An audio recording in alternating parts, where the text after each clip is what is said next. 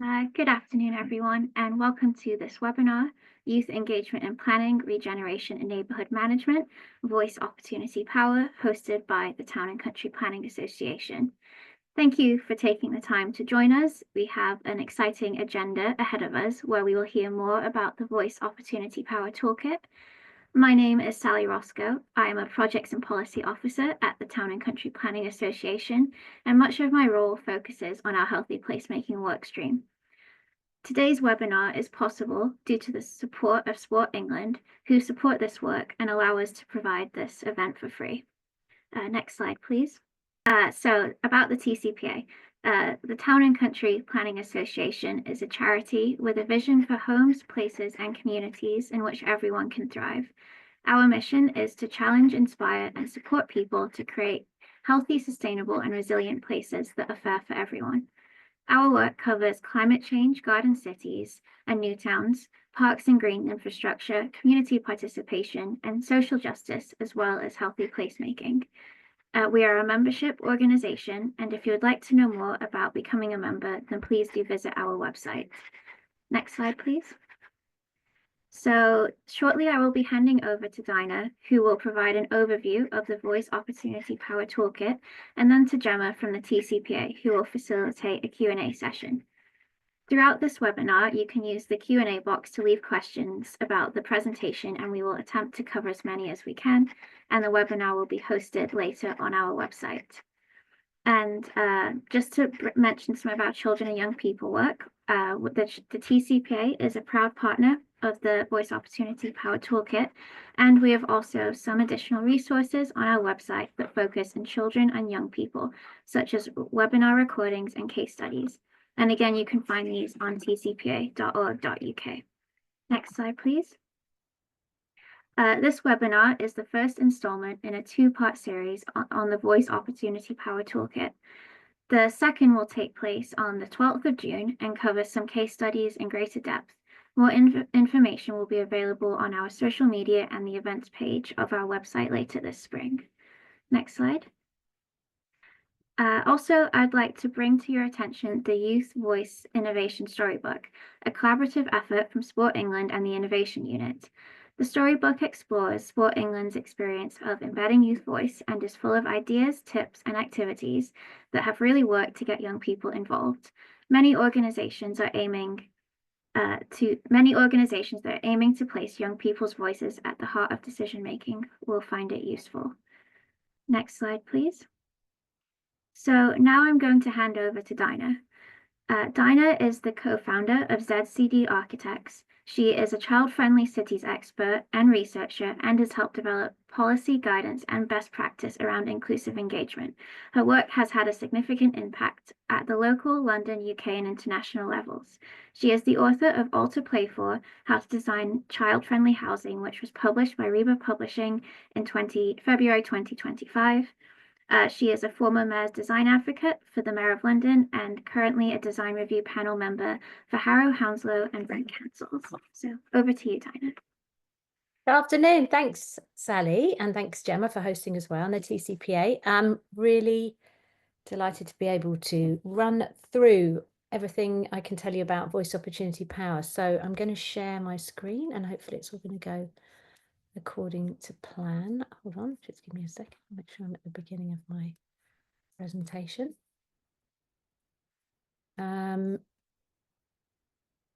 Okay. There we go. How does that look? All good? Right. Okay.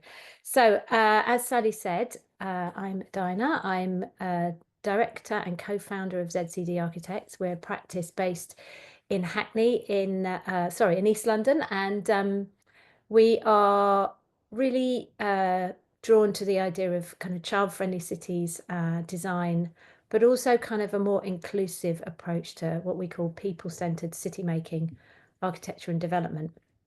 So as I said, today I'm going to talk to you about Voice Opportunity Power, which is something we helped develop with Grosvenor, TCPA and Sport England a few years ago. So it really kind of has its roots in regeneration projects. and we use it on projects that might be to do with housing, but also policy development, and we've used it on high streets and parks and open spaces, so it's quite versatile. Why do it? Well, I'm not going to do lots of slides about why we should be engaging young people, because I'm hoping you're all here because you think it's something we should be doing. Back when we launched it in 2020, Grosvenor did a survey of 16 to 18-year-olds, and it was quite telling, actually. And when we got the statistics back, as you can see, 89% of them said that neither the council or a developer had asked their opinion on the future of their neighbourhood. And 97% said they would have wanted to have had a say or the opportunity to have one. So this is a group of people who really want to take part. So it's important, I think, that we include their voice, and this is the reason for Voice Opportunity Power, is to show you how to do that. So back in 2020, when we launched it, it was 5 sessions, and then we had a chance to review it last year, and we added a 6th session, something that really came out of kind of elongating the work that we could do with young people and really thinking about sort of long-term maintenance and management. It also gave us the chance to kind of add this 6th session on, which I'll show you how it works, which might help people who aren't working on regeneration projects but are just looking at ways of engaging young people around issues that they're facing in the area to do with kind of ongoing use and programming of spaces. And that's something that I think a lot of people are quite interested in. And we also last year, we also added some evaluation, sort of structured evaluation techniques that can really help draw out their experiences on the program, but also help with your impact on your project, which is something that's really important. Now, for the sake of anyone involved in a development project, this can be quite a useful way of thinking about when you would hold the sessions. So this is the ROBA plan of work, which has 7 stages. If, like me, you're an architect or you're commissioning a project, mostly you'll get your design team involved in stage 1, and all good engagement starts as early as possible. So we're suggesting that sessions 1 and 2 happen as early as stage 1, and that you move into stage 2 when you're doing some design proposals, with sessions 3 and 4, and then fit in the final session before planning in stage 3. And then the 6th session could happen anytime after planning in stages 4, 5, and 6, hopefully before the project is handed over. So what does that look like? What I've done now is to kind of illustrate for you some examples of projects that we've used Voice Opportunity Power on, and the stages to show you what you might get out of it. So if you haven't had the chance yet to download the toolkit, it talks you through all of this, but for the purposes of kind of adding some of my voice to this, I suppose, and some information for people who haven't downloaded it, this is how it goes.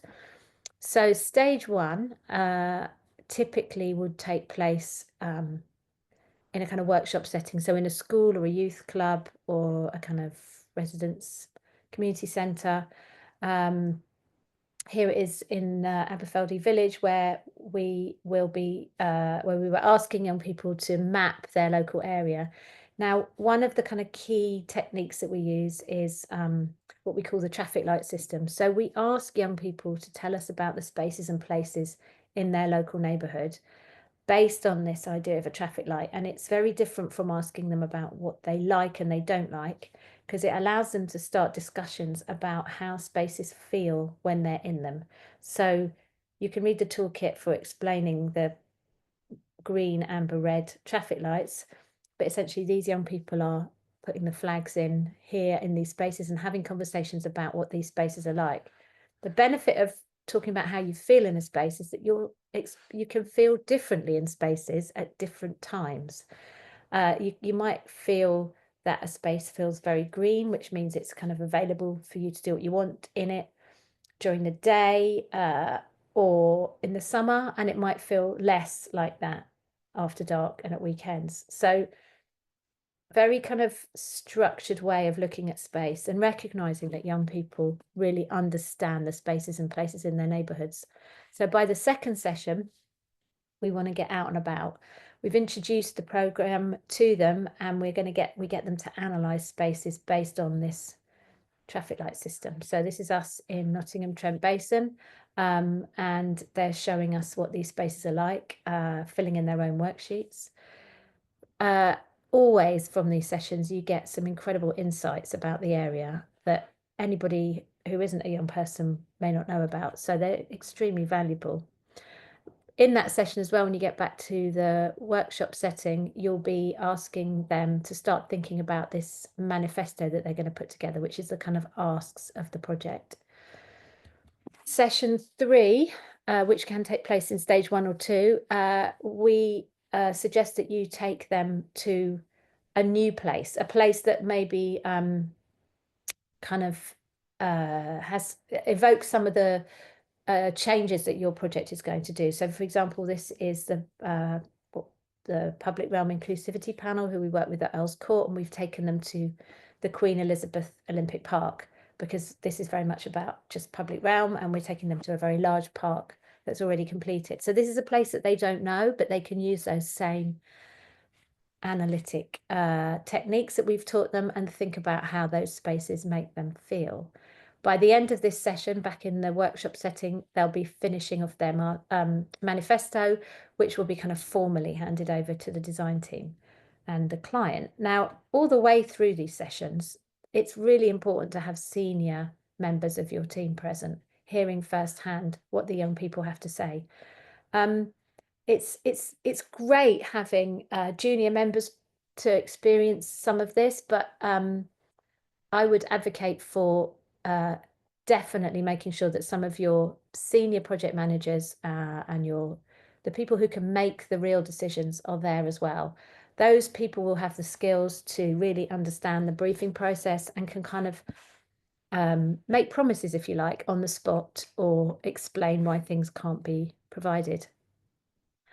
Session 4, then, that team, the client, the design team, are presenting their proposals back to the young people. And this is where the young people get to analyse. And this is a young man looking at some proposals for Cambridge Road Estate, and he's using drawing and some stickers that you can download in the toolkit to really think about where activities might happen, how he will move around the new estate in relation to what he's got right now. And that can be really, really helpful, again, for designers and developers, landscape architects, and so on, to really think about whether they've got it right. So by session 5, those proposals are going to be presented back. This is the same project. The young people were part of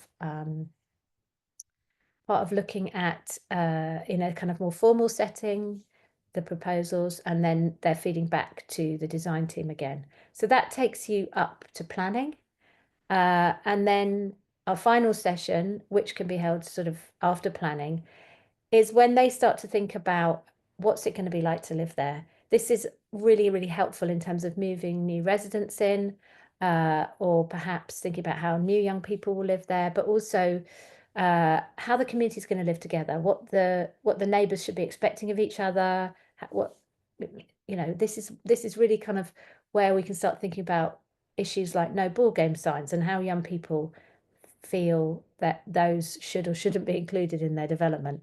And this is where you get the really honest and helpful suggestions from them, that you'll be surprised at how much they want to sort of navigate and negotiate these issues in a sensitive way. So that brings me on to the next part of the presentation, where I'm going to talk you through 3 projects that we've been working on using voice opportunity power, but how we've kind of developed the idea in our own way so that it's something that can really add value to your particular project. So we launched, as I said, the toolkit back in 2020. That was not an easy time to launch something that's really much better off face to face. It was kind of as we were coming out of that first lockdown, but we managed to, and I think that's why you'll see quite a few masks in the slides, but we managed to start within the next year on a couple of projects that really do fit the kind of regeneration format. So Aberfeldy Village in East London, Charlton House and Albany House in West London, and then starting late in 2021 and still continuing to date is the Earls Court Public Realm Inclusivity Panel, which has been a really exciting project to be working on. As I said, we updated it, the toolkit midway through 2024. And as that purple line suggests, I think we're going to be hopefully carrying on with the toolkit for years to come, as we are doing at Earls Court as well on such a big project. So, right. So Aberfeldy is a really interesting project. It's it's the third or fourth phase of a very long-term development in a community which is in Poplar in Tower Hamlets. Most of the housing in this area has been transferred to the ownership of Poplar Harker, but there's also Tower Hamlets are homes or another social housing provider. There's lots of new development in this area. It's close to the River Thames, where the River Lee, as you can see at the top of the slide, is kind of meandering its way down to the mouth to join the Thames. But it's quite a challenging neighbourhood in terms of its kind of layout, because it sits in a triangle in the corner of two major roads, the A12, which cuts through that part of East London alongside the Lee and becomes the Blackwall Tunnel, and then the A13, which goes out east to Barking and Dagenham. So you're left with a triangle and quite a cut-off community physically, where accessing is done via foot tunnels to the west. So you can see those dotted lines. So the project is quite large. It's this phase that we're looking at here is 1,600 new homes, and that's following a phase to the south of the coloured-in section of new courtyard blocks and a new green space. What's really interesting about working with Poplar Harker is that they have got a really good track record of engagement with their residents. So bringing in the voices of children and young people into that kind of rich engagement context felt very natural. And not surprisingly, I think the approach that we took became quite attractive to other people, and we won several awards for it with Poplar Harker and with our partners on the project, Levitt Bernstein and Morris & Co. and other consultants that we worked with. The way that we would advocate on projects like this is that, and you'll see how this is developed in Earls Court, is it's really important to bring your design team into the sessions, but also my role, or the role of ZCD Architects or somebody in our position, is to kind of advocate for young people in that context. So we attend design team meetings. We are part of writing the design and access statement and the statement of community involvement. We're very much another consultant on the project. And that's really important, because anybody who works in regeneration will understand and recognise how complicated it is. Just getting things off the ground and then through planning in and of itself is a tough job. And having that kind of role held by somebody who can advocate for this group and other groups is really vital and really does change the way the design team thinks. So the design team were at these sessions. They were at sessions with primary school pupils. It meant that we'd had over 100 children and young people engaged all together in a context of quite a positive community ballot. Anybody who knows subsequently that what happened was will know that this has been in a tricky kind of local political area, and so the project has been on hold for few years, and hopefully now is finally about to start construction within the next 12 months. But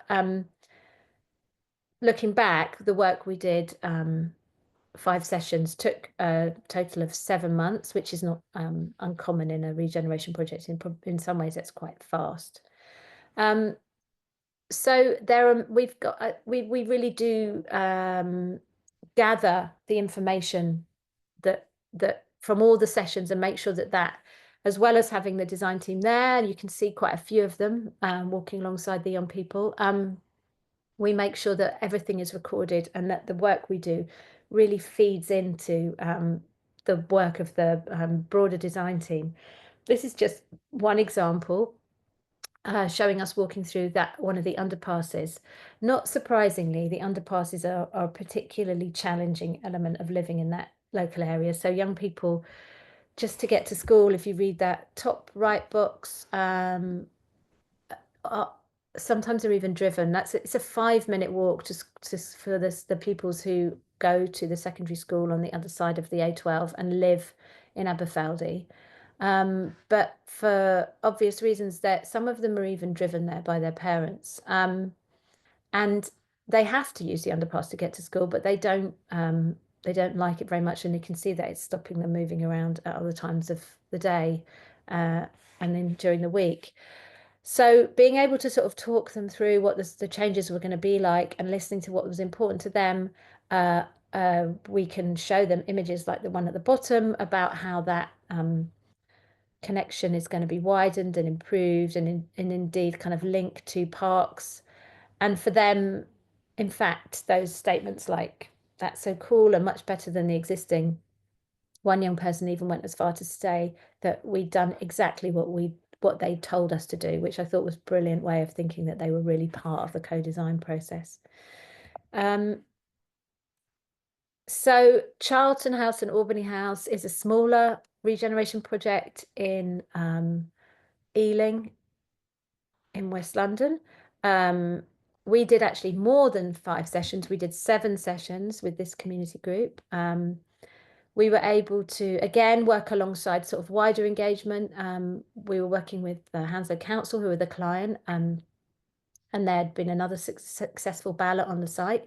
They'd opened a community regeneration hub in one of the vacant retail units in the estate, and that made it much easier for us to engage the young people in the workshops, because they already knew quite a lot of families on the estate.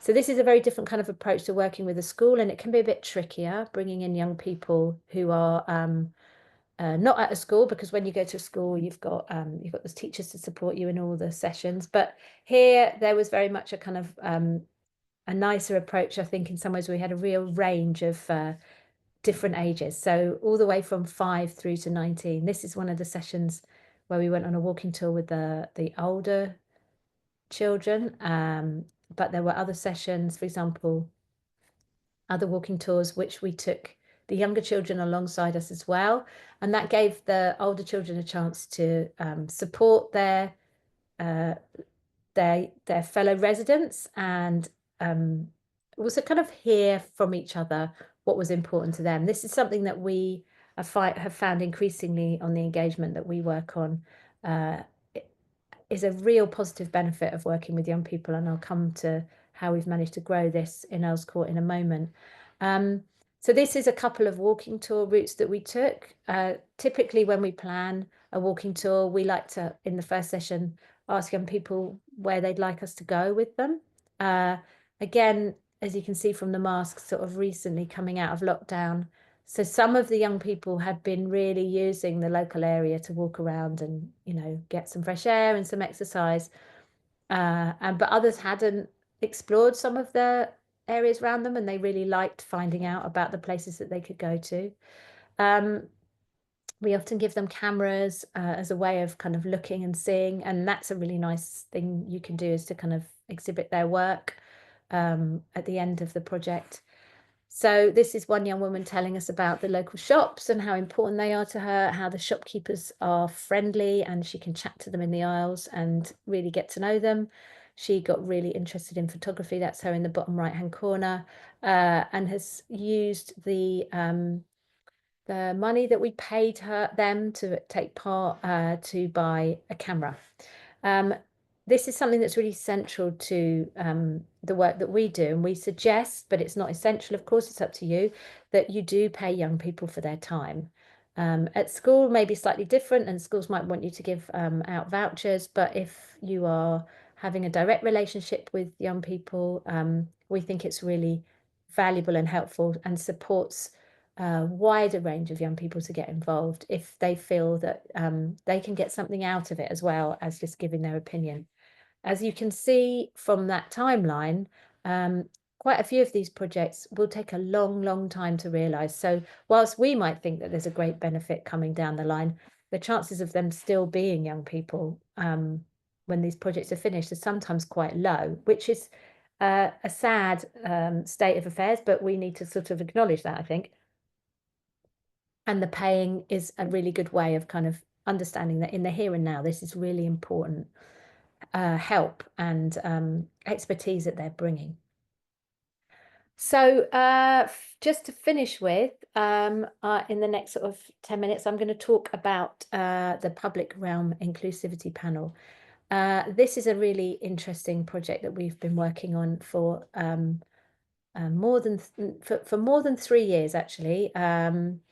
With the Earls Court Development Company. Our design team are some pretty big and international architects and landscape architects, Hawkins Brown, Studio Eggert West and SLA. But we've also got many other consultants working on this project, and many of them have been able to meet and work with this panel.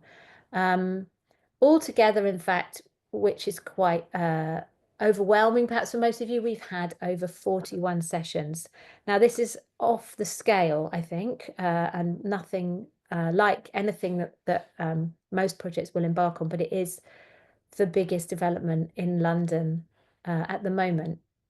What that's allowed us to do is to really explore the way in which we can work with young people. So there's work coming out of this, I think, as I'm saying, it's more than the sum of its parts that's can really help inspire people to doing fantastic community engagement. Because of who we are, we were invited to work on this project with young people and to bring to use VOP to start engaging with groups from the 2 boroughs where the project is based, in Hammersmith and Fulham, and Royal Borough of Kensington and Chelsea. So we started working with the VOP toolkit, working with young people from both those boroughs. And we're then asked by our client whether we could introduce the same ways of working with older people and people with disabilities. Now, at first we weren't sure, and we thought perhaps they wouldn't be as receptive and perhaps a bit grumpy, if I'm honest, some of the older people that we thought we might be working with. But it wasn't the case at all. So what we did was we found that the traffic light system that I talked about works really well for just thinking about space for whoever you are. So we started off with some walking tours with older people, parents and carers of people with disabilities and people with disabilities themselves. So that was a range of like learning disabilities, physical disabilities, neurodivergent needs, and so on. And through those walking tours, we were able to combine these groups together to form one panel. And this is what we're really excited about to share with everybody, the kind of power of working in a intergenerational way.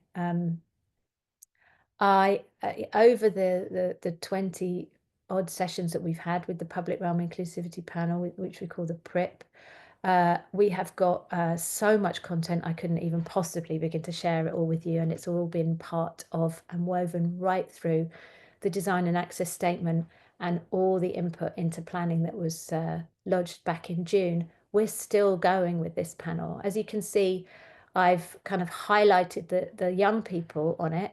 There's 7 out of 15 of them are under 18. And I think that's really important. They're a significant minority, if not almost, half of this panel, and that really makes them feel kind of valued and that they've got a voice. This is the development site. It's 4,000 new homes, retail, cultural, and then a park in the middle. It's really quite an important site in East London. It's the former Earls Court Exhibition Centre. Excuse me while I just check that out. And it's linking those two boroughs, and that's really important for this group who can really kind of help forge that link. To start with, we really thought about this idea of inclusivity, and we asked them to write a statement about what and how they wanted to work together. I think this was quite easy for us to do, having thought much about the manifesto that's in VOP. It felt like a natural transition to thinking about how they could describe a process, not just an outcome. And so these highlighted words, I think, are really valuable for us, and they've really kind of underpinned the way we work together. This idea of co-creation, everybody really being heard and listened to, and that's something that we just practice again and again at all the sessions. We use, in similar ways to VOP, we use very kind of creative techniques. Our panel size is quite large. It's a sort of probably at the larger end of what I would suggest. And certainly there's 15 of them, because we all know each other really well and we've kind of slowly built the panel, it's always been very easy to work together. We sometimes do VOP with quite small groups. We've gone as low as like 2 or 3 sometimes. We feel it's better to have a session than to try to put it off until there's more present, because everybody can learn. So when you have a larger group of 15, you would find it much better, I think, to split into smaller groups. What that then offers is the opportunity to bring in lots of members of the design team and the client team, because they can sit and work with the group. And through working and building and making things and having conversations, that's when the real good discussions occur. So the bigger the group, the more professionals can attend. Certainly not sitting at the back and observing, but really kind of being working closely with everybody who's there. We also take time and plan sessions like this walking tour that I explained earlier to the Olympic Park. That really can be quite a lot of work. We're carrying our food.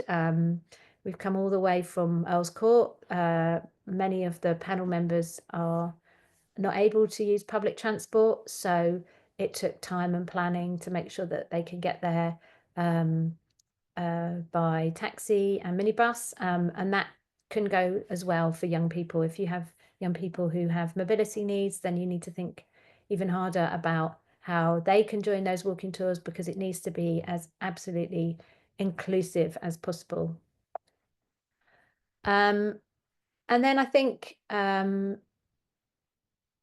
we've got much we've got an awful lot of kind of feedback and testimonial from the people that have been involved in the panel and are still there. This is one of our panel members, and I think for all of them to be able to have their voices heard and be listened to by other members of the community has been one of the most powerful learning points, I think, for all of us, that we hadn't quite anticipated. So it's meant that the work that we now do on regeneration projects is to advocate for kind of intergenerational panels rather than just meeting with young people on their own. The alternative to that would be to set up a group within schools, but as quickly as possible bring in members of the community from different ages. This is one of the older members talking about how inspiring she's found it. And so that's a kind of two-way process. Young people feeling their voices have been heard, but also the benefit that brings to other members of the community who also want to be heard, but and are just as equally enjoying hearing the voices of those young people in the process. One of the things that's been great about this project is being able to kind of really record and take time and listen to them about what the process has been like and how they feel that they've been able to have their say on the designs of the of Earls Court, but also in terms of how session 6, for example, in VOP is all about kind of living together, maintenance, management, and how the place is run. That's another huge piece of work that we've been doing with them, and we'll continue. As I say, it's going to be far beyond planning as this project unfolds over the next almost perhaps 20 years. I've got a short video that I'm going to show you that's going to give you an explanation about the PRIP in their own words. So hopefully you're able to hear this.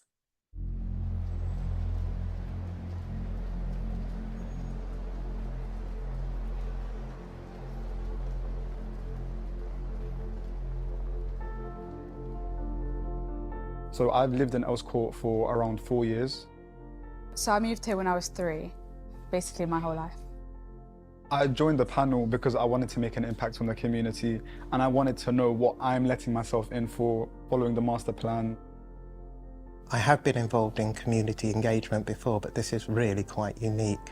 I'm just blown away by the way that the group and the sessions have worked, and just looking at the public realm from different aspects, from different abilities, different age, gender, can make the one space so different and so unique.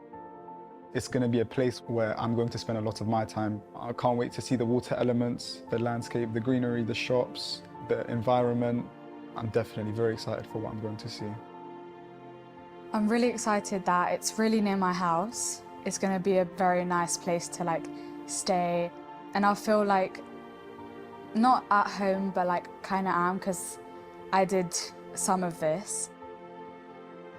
I think the public realm inclusivity panel has been so important in breaking down those barriers between the different groups, helping us as the development company understand what matters to those groups. I'd say we've developed a really strong relationship, a relationship based on, I guess, trust and understanding.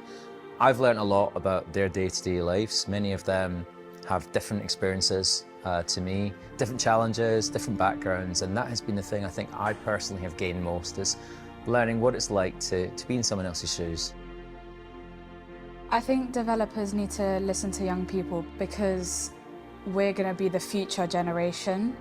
I'm the youngest in the group, which is really interesting for me to work with different age groups. So there was like 2 different perspectives, which I really liked. This has been genuinely about getting people's views and using their ideas to form the design and to create change for the better. So I think it's really important, and it shows that there's not just one route into making change and making a difference. And I think this informal route is a roadmap to what co-production should be like for organisations and live projects.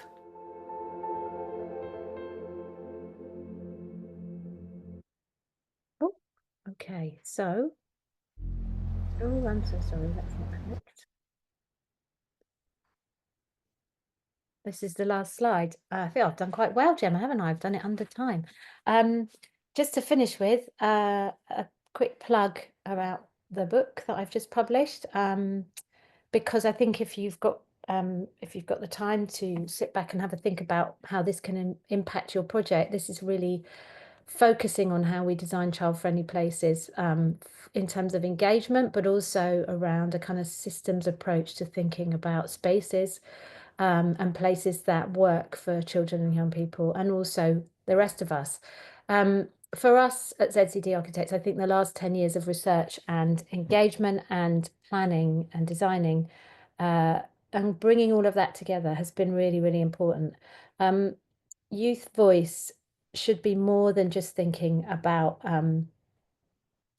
having them design a nice bench to sit on. It should be really about changing the way that we think of, conceive, and make places for young people, that we kind of respect them, are proud of them, and want them as part of the process. They're not a planning risk. We have quite sophisticated community engagement practices in this country, but often it's directed at de-risking that planning stage. For sure, local authorities, and I'm sure there's plenty of you here, will recognise that good community engagement can help your planning application, but these are not the people that are going to be objecting, and we know that. But that doesn't mean that their voice isn't just as important. And in fact, as one of those young people just told us, they are the future. And when it comes to somewhere like Earls Court, many of us won't be around to see it finish, but they certainly will, and they'll be living there and working there. And some of their younger siblings may still be children. So I think that for me and the work that we do in practice, and being part of sharing the process, voice, opportunity, power, I'm feeling really confident that, as I say, we use it again and again. We adapt it on all of our projects. If at the very least, it should be able to inspire you in the work that you do, wherever you are working in terms of regeneration or sports or any kind of development or change. Hopefully the toolkit gives you something to work with, if not an entire suite of workshops that you can apply from start to finish. So thank you very much. Thank you, Dinah. A really great overview, and really interesting to see the case studies and the projects that you've been working on and continue to work on. So the questions are a real mix of like really practical things, but also a few sort of broader questions. So seems as you just mentioned local authorities, I think I'll start there in the sense of what has been the feedback from local authorities, if any? Do they see the value in it when it comes to making that hard planning decision? I think local authorities react to it really, really positively. And so good quality youth engagement as part of your community engagement always goes down incredibly well. They have a real positivity that they bring to the approach, and I think that in some ways you can relax and enjoy the ride, because I know that community engagement can feel quite daunting and scary. I tend to see my role as kind of really supporting and facilitating, as well as being the architect, but the team, so that they come along and it might be that they just do a 15-minute presentation and it's just quite short, quite clear, helps them think about how to articulate it to an audience that isn't going to get cross with them, but also may not know anything about development. And then to write that up in a way that's useful and helpful for the team in the present, but also for the statement of community involvement. So, that's kind of getting it all ready, and then as well, you can invite planners along to the sessions. Because they can see firsthand what's happening. So I think we're quite open in our sessions. They're not very formal. They make sure they're working on lots of different levels that you can come along and join in, because hearing firsthand is so powerful. Yeah, excellent. What have been some of the prominent barriers that you've sort of faced, and if you face them, how are they overcome? So it's interesting, the idea of being paid. That's something that it actually can be quite tricky to do logistically, because lots of organisations aren't set up to pay people unless they're kind of registered as suppliers. So you have to think about that quite early on. Paying people for their time can actually be quite tricky. But some people are worried about this idea of paying people, and I think in every instance, they've been reassured that the relationship is very much about kind of professional expertise, and it kind of changes it changes that relationship, and it's not at all to do with kind of buying people's endorsement or buying them off before planning. And once people recognise that, you realise as well that you're bringing in people that might find it more tricky to attend, especially if it's sort of outside school hours. So that's kind of broader reach is what brings a benefit, and it's actually quite a small cost. So that can be one barrier. I think what's really useful, I found really useful about VOP, is that if you are going to have a conversation with a school, you could show them this website and you say, we're using a tried and tested technique, and teachers don't have a lot of time and they're a bit kind of nervous about what is this? What am I being asked to do? But suddenly it's kind of all there for them and they're not poring over it because they haven't got time, but they're like, okay, I get it. And they get it really fast. I don't think they need to be convinced that it's kind of part of the national curriculum or they're not that they recognize that straight away. It's obvious. So I think that's what's been also really, really helpful. Yeah. On that sort of similarly, how easy or difficult has it been to sort of deal with some of the safeguarding issues around obviously working with people under 18? Yeah, so in a school, that is pretty straightforward. You need to follow their safeguarding rules. They might ask for you to have a DBS check, but that's really straightforward. I'm sure anyone who works in local authorities will know how easy it is to get a I can't forget what it is, not an enhanced, but the kind of standard DBS check. That's really quick. It takes about 10 minutes. You can do it online. It's about £15 a year. So that's straightforward. And then I think the GDPR issue, you need to just make sure that's covered. So we've got some consent forms because that's possibly slightly more complicated in terms of how you take recordings. You need to get permission for everything that you do, like, taking photographs. But once you've got over that, and then when you go to schools, you need to be really careful not to take photographs of any children who you've been told not to take photographs of. Usually, if it's outside school, and you're working with a group in the community, you might say, look, we because of what we're doing with this project, we might need just to have children who can or young people who can have their photographs taken and shared, and recognize that then kind of might exclude some young people or work around it. So there's definitely sensitivities and things you need to be really, really planned in and aware of. So this is a bit niche, but thinking about that, have you ever paid any under 16s or worked on a project that has? Okay. Yes, we do. And in fact, it was interesting because sometimes it's really kind of easy, I suppose, like to sort of the primary school engagement. I feel like I shouldn't say this because they might come back now. The primary school children often wouldn't be expecting you to pay them if you come in and work with 3 classes in a primary school in a day. But the secondary school pupils, we often pay in vouchers, and that feels a bit fairer, a bit more of their time. They're taking time out of lessons and so on. So yeah, but then when we were working on the Charlton House and Albany House, we realised that we were mixing the groups, and so we were just going to have to pay all of them. So the 7-year-old got paid the same as the 19-year-old, and it was fine. And then where some of these projects are obviously long term or even sort of 7 months, how do you maintain the relationship or the contact with the same young people over that sort of length of time? I think, in fact, I know that people like being listened to and cared about, and that's actually what's at the heart of this. I think that I've never come across the phrase consultation fatigue unless I've been introduced to a new project that we're about to work on and I'm told that they have consultation fatigue. And I think it's a bit unfair to use that phrase together, because essentially what you're saying is we've been promising something but we haven't achieved it, and it's been going on for a long time and people are fed up. And I don't think that's consultation fatigue. I think that's not delivering on what you said you were going to do because of whatever reason. No, it's usually often is beyond your control and it's complicated. But I mean, we've been meeting with the same young people.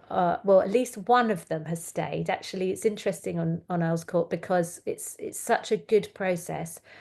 Quite a big group of them come from a youth club, and the youth club worker is very clear that he wants lots of them to have a go at this. So they don't get to stay on it for years and years. But one of our young people who you saw in the film, it was the one with the quote.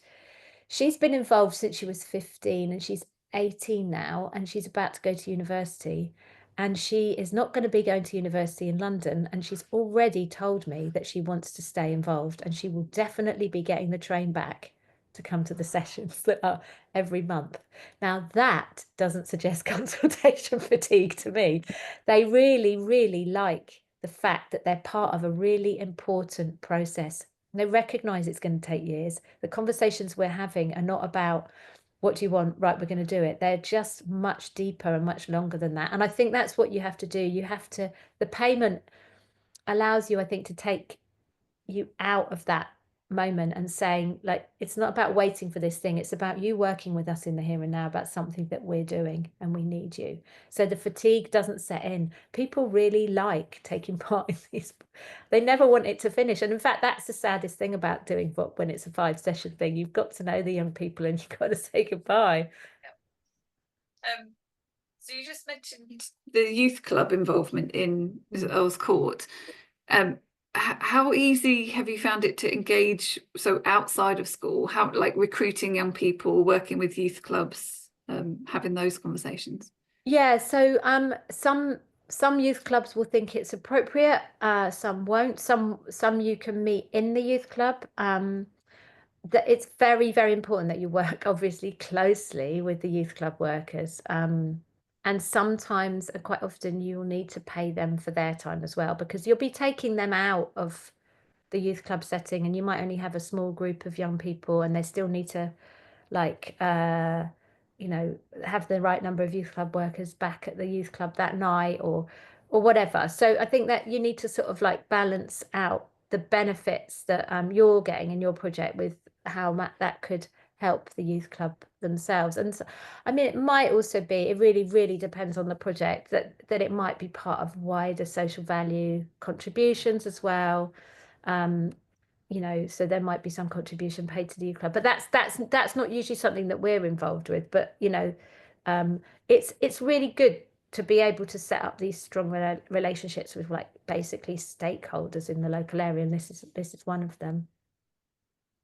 So sort of related to that then is this, is there any way to sort of estimate the costs involved in a project, in running VOP or in running something like the Earls Court Inclusivity Panel? The cost, that might, yeah. sorry. So Yeah, costs no, that's a and good having question. that discussion. The cost is in the time, really. And I think that it's a really, really good question. It's we have recently been having more and more conversations with investors and investors in impact investors, basically. And they recognize that the sort of work that we're doing, as in those of us who are working in this sphere, if you like, is having a kind of direct social impact in the short and long term. So there's really sophisticated conversations that are going on around the kind of short and long term impact that's occurring. And it's very difficult. I'm speaking as an architect, kind of back to the person who's asked for the cost. It is that my first thought would always be, how do I make it sound that it's really, really affordable? Because that's how we have to bid for work all the time. And actually what that really does is it drives us to the bottom. It's sort of a race to the bottom, because essentially we're all salami slicing costs. And anyone would say this, wouldn't they? But we're all salami slicing costs when we bid for projects and squeezing in engagement alongside all of the other things that we need to offer. I would say in response to that question, if there's any way you can rethink how engagement is just baked into your project, so it's not a cost that feels like it's a drain, because actually essentially what you're doing is you're wrapping up all your comms into that as well, and that, you know, really you're just running more sessions. So if you know anything about community engagement, running youth group work, youth engagement is the same as any other kind of community engagement session, in that you need people attending. I would say that if you're expecting your design teams to kind of build that into their fee, then it's quite hidden. But if you can have an external facilitator or who is you know, playing that role, then of course you will have to cost for their time. So I feel like I haven't given you the answer maybe that you wanted, which is it's completely affordable, because actually I think, you know, at Earls Court, it's clearly been one of the most important elements in the whole project in terms of gaining planning permission. So in some ways, in fact, it is utterly invaluable. and that's the thing, isn't it? There's this cost versus value discussion, and yeah, how we talk about that. I want to try and squeeze in at least two more. So one picks up on that a bit in terms of, is there sort of evidence of impact anywhere? Has this sort of been written up at all? Of any academics looked into it? Is that something we still need to be pushing for? I mean, we have been furiously gathering kind of impact, and I've got slides on that, for example, at Earls Court, and that's why we've built in some evaluation into the toolkit. I think through some really interesting conversations, actually, with Sport England, who are kind of like our partners in this. I like to start to think about impact in terms of the absolute immediate impact you can have with this kind of work. Whereas like environmental impact is way down the line. Like you don't know what this building is going to be like and how it's going to perform until it's a building, but then you can stick a thermometer on it any day you like, it's not going to complain. You never know whether young people are going to stick around for 20 years. So it's going to be very hard to have sort of, really, really good long-term social impact of this. And there's much wider effects that can that can sort of be brought to bear on them. But I think that we can really well measure immediate impact that has on the team, the project itself, how that becomes better as a project, and the team can articulate that. The young people can articulate the impact it's had on them quite clearly. So I think what we need to get much better at is measuring that immediate impact and feeding that into SCI, statements of community involvement, because for example, on Earls Court we had a very structured way of feeding in recommendations and making sure that they were being met, and so you can kind of make sure that session by session you're sort of picking up on what young people are saying and then playing that back to them at the next session. Those are the sorts of things I think we should get much more confident about when we're talking about social impact, because we get a bit stuck saying it's very hard to measure, but I think it's really easy to measure right here and now in that session when you meet them. Yeah. And so part of what we're working on hopefully over the next 18 months is thinking about VOP and whether or not we can make improvements again or change things. So we're looking for feedback from people who have downloaded it, have used it, and we will pop on the screen a QR code to a survey. So if you have time to fill that in, that would be really, really useful for us to know about. And then just one final question, Dinah, before we let everyone go. So you talked about Gemma, you've got a funny box on top of it. We're doing well with slides today. You've talked about using VOP and this sort of technique with different types of projects, but who else might find VOP useful in terms of different professions and different groups within local authorities or actually outside of that? Yeah, I mean, I think this is a really good question, because what I think one of the barriers that we have is the kind of siloed approach to big development projects and within local authorities, dare I say. And I think the good thing about VOP is it gives everyone a chance to sort of like have a go at it. So I think it could even be used or understood by officers right across local authorities, and that in local authorities and regions where the youth voice is a big part of kind of policy, like for example up in West Yorkshire, in Leeds, or in Cardiff. It's really about working across all the departments and working across all the different sectors and getting everybody involved in how important this is, and sort of recognizing that like the built environment is really, really important for children and young people. So I think that VOP offers schools a way of being involved, but it really offers kind of like everyone to get to play a part. Thank you so much, Dinah. Really appreciate your time this lunchtime. Thank you everybody for joining. As we've already mentioned, this is the beginning of a two-part series, so we'll hopefully see you again in June.